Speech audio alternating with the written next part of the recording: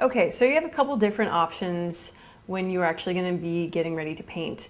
If you're using some canvas that comes from a pad that you've torn out, like a loose sheet, you can use a drawing board. And you can just, get them at any art store again. And you just take the clip and you can just, slip it underneath and it will hold it in there very nicely for you.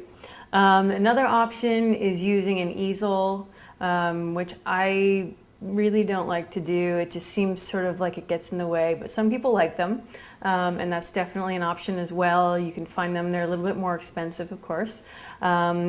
And I like to just use a piece of canvas board that's already on the board and it's got the shape, and that way it sort of just fits right, in your arm, and it's very easy and it's very convenient. So this is what I'm going to use today.